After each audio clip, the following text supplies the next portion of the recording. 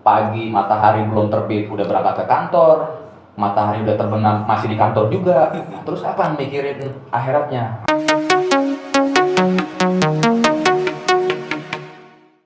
Assalamualaikum warahmatullahi wabarakatuh. Sahabat Turos, kembali lagi bersama saya Erdi Nasrul. Biasanya saya tampil itu monolog atau podcast dengan satu narasumber. Tapi kali ini ada dua narasumber bersama saya. Ini jagoannya Turos semua. Jadi mereka ini adalah editor buku-buku Turos yang ada di Rene Turos Indonesia ini. Ada Kang Dede, ini yang ada bersama saya. Kemudian ada ini Ustadz Farabi Afandi, Al-Mu'allim Asani. Ada hubungan dengan Abu Nasr Al-Farabi kayaknya. Oke, ini kita rencananya mau membedah kitab At-Tanwir karangan Ibnu Athaillah As-Sakandari. Nah, jadi ini buku ini diterjemahkan jadi kayak gini. Istirahatkan dirimu dari kesibukan duniawi. Nah, pasti banyak dari kita ini sibuk bekerja, pagi matahari belum terbit udah berangkat ke kantor, matahari udah terbenam masih di kantor juga. Terus apa mikirin akhiratnya? Nah, mungkin di situ kita harus mengistirahatkan diri kita dari kehidupan duniawi. Kayak apa sih? Nah, ini kita mau ngobrol nih bareng sama editor-editor kita ini.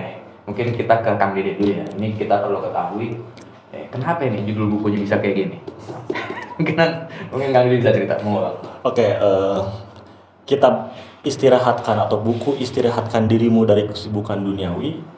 Ini hasil terjemahan dari kitab aslinya yang berjudul At-Tanwir fi Isqati Tadbir. Perlu diketahui kalau buku ini adalah karangan dari Ibnu Athaillah As-Sakandari yang sebelumnya beliau memang terkenal dan masyhur di kalangan para mutasawwifin karena memang beliau juga keilmuannya ada di bidang tasawuf seperti itu. Jadi buku ini tidak kalah istimewa dengan Al-Hikam ya. Yang ini ya. Seperti yang ini. Tidak kalah istimewa dengan Al-Hikam yang sebelumnya kita terbitkan sudah jauh-jauh hari, dan dengan datangnya kita berdua ini menandakan buku ini sangat istimewa. Makanya kita bahas berdua. Tidak cukup pembahasan dengan satu orang untuk membahas satu buku ini. Sangat istimewa dan banyak sekali kandungan-kandungan untayan-untayan hikmah yang tidak kalah banyak dari untayan-untayan hikmah yang ada di dalam kitab Al-Hikam sebelumnya. Nah, kitab ini perlu diketahui memang sudah terbit ataupun bahkan sudah ditulis jauh-jauh hari atau bahkan ribuan tahun yang lalu. Seperti itu. Jadi meskipun demikian, ketika kita membaca kitab ini, membaca buku ini di perspektif kita di masa kini, ini sangat relevan dan bisa diaplikasikan di kehidupan kita sehari-hari. Karena nasihat-nasihat dan mau'izah dari Ibnu Athaillah As-Sakandari begitu menyentuh, begitu mengena terhadap kehidupan yang kita jalani ini. Seperti itu. Boleh kasih contoh kan? Satu aja. Itu di dalam contohnya ini seperti gini. Ketika kita manusia punya kewajiban untuk bekerja, akan tetapi kita harus bertawakal. Kewajiban bekerja itu adalah kewajiban dan keharusan yang nilainya sama dengan beribadah. Akan tetapi bekerja tanpa tawakal itu juga menjadi hal yang salah. Seperti itu. Jadi ada istilahnya dalam isinya, mungkin saya akan langsung membahas di substansinya, isi dari buku ini. Ada nomenklatur di fikih itu ketika kewajiban itu menjadi hal yang harus dilakukan, dan ketika tidak dilakukan itu akan diberikan siksa, ketika dilakukan akan mendapatkan pahala. Nah, Ibnu Athaillah As-Sakandari ini menjelaskan dengan begitu baik bagaimana kewajiban itu ada di baliknya terdapat rahmat Tuhan. Kewajiban yang kita beban atau yang kita emban itu tidak serta-merta hanya melelahkan kita, tapi di situ memberikan kita kekuatan untuk melaksanakan atau mengerjakan ketentuan-ketentuannya. Itu yang sangat istilahnya, ketika kita tahu bahwa kewajiban kita untuk sholat itu kan tidak akan lepas ya. Tapi kita juga menemukan banyak sekali orang yang susah banget untuk melaksanakan sholat. Karena serta-merta dia hanya melaksanakan sholat itu untuk mengukur kewajiban saja. Kita tidak tahu bahwa di baliknya terdapat rahmat Tuhan. Menggugurkan kewajiban itu baru atau zimah. Iya, cuma sekedar itu saja. Itu mungkin. Mungkin Kang Dede bisa cerita gimana ceritanya buku ini bisa lahir. mungkin konteksnya, background buku Oh, ini. latar belakang ya. Latar belakang penulis atau Ibnu Athaillah As-Sakandari ketika menciptakan atau membuat karya ini, yaitu di mana kita tahu bahwa Allah Subhanahu wa taala Maha mengatur ya. Maha mengatur, tidak ada lagi yang bisa mengatur selainnya. Manusia punya kesempatan itu untuk mengatur, untuk berencana. Akan tetapi rencana dan pengaturan manusia tidak ada apa-apanya dibandingkan rencana dan aturan Allah.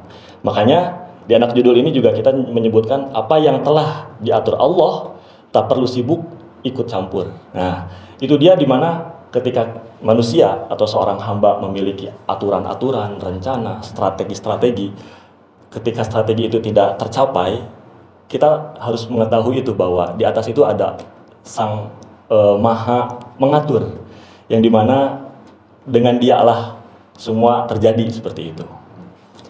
Oke. Ini berikutnya ke Ustadz Faromi. Itu mungkin bisa dijelaskan ya, kenapa Turos mau menerjemahkan dan menerbitkan buku ini? Baik, ini sangat penting. Karena kenapa buku ratusan tahun yang lalu masih kita sebut relevan untuk menjawab berbagai persoalan saat ini? Pertama karena ini buku tasawuf yang unik dan langka saya kira. Ketika membaca buku ini, kita seperti mendengarkan Ibnu Athaillah menjelaskan Al-Hikam secara panjang lebar. Salah satu yang makalah atau quote atau kutipan di Al-Hikam yang bisa merangkum buku ini mungkin salah satunya arih nafsaka minat tadbir. Nah, yang dari arih nafsaka itu salah satu makalah di Al-Hikam. Kemudian kita jadikan sebagai judul buku ini, arih nafsaka minat tadbir. Istirahatkan dirimu dari kesibukan duniawi, dari urusan duniawi gitu. Apa yang telah diatur Allah, ya sudah kita pasrahkan saja gitu. Kita terima begitu saja, tapi dengan catatan kita harus berikhtiar. Gitu. Bukan berarti pasrah itu dimaknai sebagai sebuah penyerahan, sebuah kekalahan, sebuah akhir dari segalanya. Tidak, tapi kepasrahan di sini sebagai sebuah permulaan. Setelah ikhtiar, kita memulai babak baru, yaitu pasrah gitu. Setelah kita memulai atau berusaha untuk mencapai apa yang kita butuhkan, apa yang kita targetkan, itu setelahnya kita hanya perlu pasrah gitu. Ikhtiar dan tawakal gitu. Nah, konteks itu saat ini bisa menjawab berbagai permasalahan, salah satunya kecemasan, Ustaz. Anxiety. Itu kan problem saat ini. Kenapa orang bisa cemas? Karena misalkan masalah jodoh. Wah, Nah, ini kaum jomblo. ini gini. Oke. Karena kenapa orang bisa galau, bisa cemas dengan masalah jodoh? Karena tidak percaya bahwa jodoh itu telah diatur oleh Allah, sebagaimana kematian juga telah diatur oleh Allah. Itu penting. Itu yang ditekankan oleh Ibnu Athaillah, bahwa jodoh, rezeki itu posisinya sama seperti kematian, sama-sama pasti datang. Sama-sama pasti datang. Cuman kalau yang jodoh ini berani untuk melangkah atau enggak gitu ya? Nah, itu porsi ikhtiar. Seberapa ikhtiar kita, atau sudah sampai puncakkah kita berikhtiar gitu. Dan setelahnya apakah kita bertawakal? Itu juga penting. Ketika kita hanya berikhtiar untuk misalkan dalam mencari rezeki sehari-hari, kita hanya mendapatkan kelelahan. Itu kan, kita sehari seperti yang Ustaz di awal sebutkan, dari pagi sebelum matahari terbenam sudah berangkat, sampai matahari terbit sudah berangkat ya, matahari terbenam belum pulang gitu. Jika setelah ikhtiar yang luar biasa itu kita tidak bertawakal dengan hasilnya, itu tidak bernilai apa-apa gitu. Hanya nilai duniawi saja gitu. Nah, setelah kita berikhtiar kemudian kita bertawakal, maka muncullah di situ nilai-nilai ukhrawinya gitu. Nah, jadi secara singkat bisa diuraikan bahwa Ibnu Athaillah mengajarkan kita untuk menyeimbangkan antara porsi ikhtiar dan tawakal dalam setiap lini kehidupan kita gitu. Nah, makanya ini penting saya rasa untuk diterbitkan oleh Turos dan kita kemas demikian rupa agar menjangkau pembaca seluas-luasnya gitu.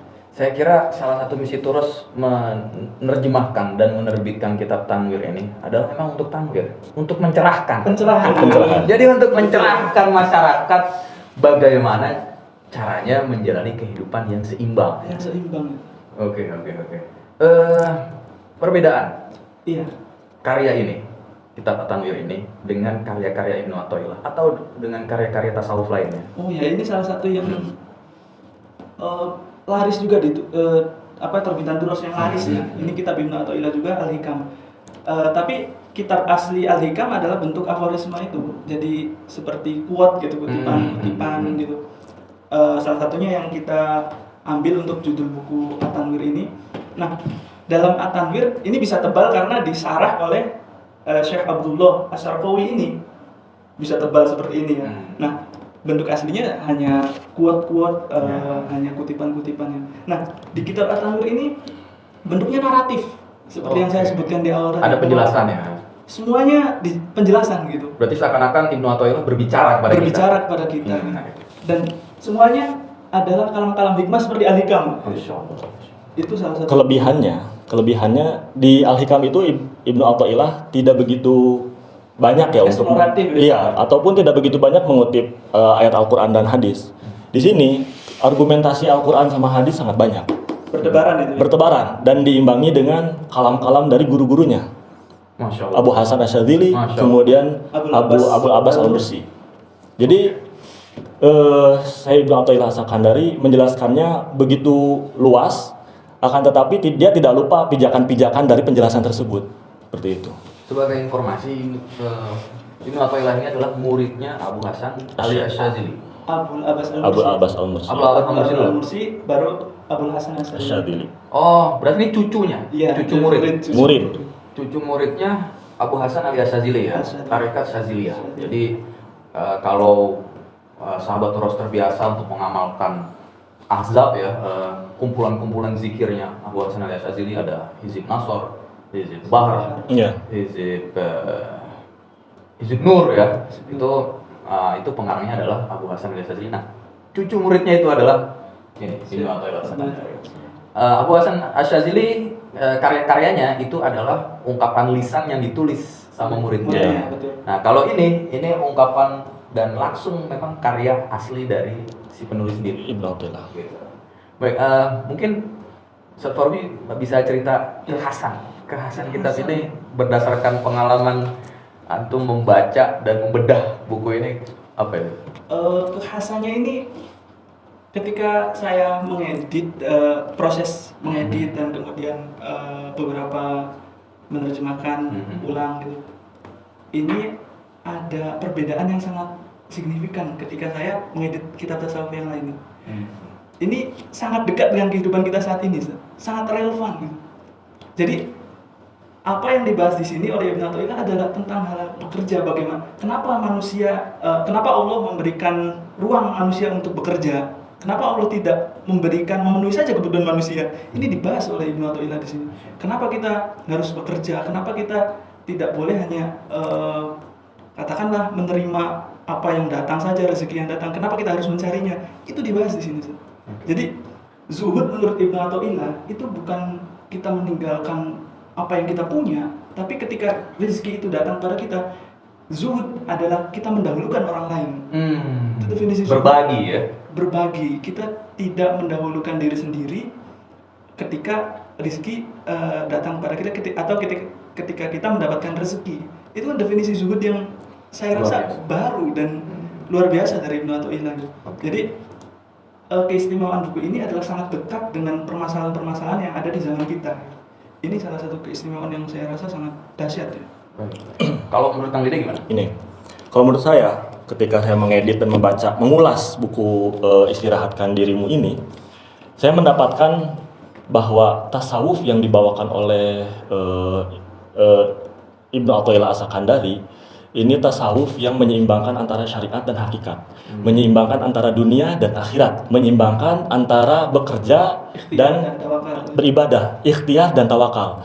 Itu yang sebetulnya banyak banget, atau ya banyak sekali lah orang-orang yang kebingungan antara kedua itu, kebingungan untuk menyeimbangkannya, sehingga sebagian mereka mengatakan orang yang bekerja terus-menerus dia meninggalkan akhirat dan dia mengejar dunia. Kemudian orang yang terus-terusan beribadah meninggalkan pekerjaan, dia hanya mengejar akhirat. Tapi di buku ini menyeimbangkan kedua Kutub ini yang memang kita sering sekali dibentur-benturkan. Nah, di sini jawabannya ada seperti itu.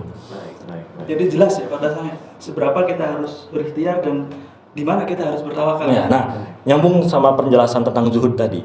Jadi seperti umumnya tarekat ya. Imam Ibnu Athaillah As-Sakandari ini juga dia memiliki tahapan-tahapan. Jadi di sini terdapat tangga-tangga ruhani. Tangga-tangga ruhani ini yang sebetulnya akan menggugurkan kita untuk ikut mengatur, ikut campur terhadap urusan Allah. Ini sangat istimewa, makanya saya bilang ini sangat istimewa.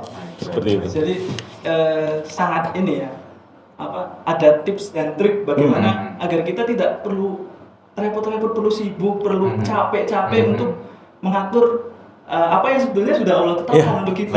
Nah, ini ada tips dan triknya di sini. Dan itu saya bilang kenapa buku ini istimewa dan begitu dekat dan relevan dengan persoalan kita hari ini. Baik. Gitu, Ustaz. Jadi memang tidak ada kata lain selain harus beli buku supaya kita tahu bagaimana menjaga keseimbangan hidup kita di dunia Beli dan baca. Akhirnya beli dan baca. Jangan ada beli kemudian ditaruh di perusahaan.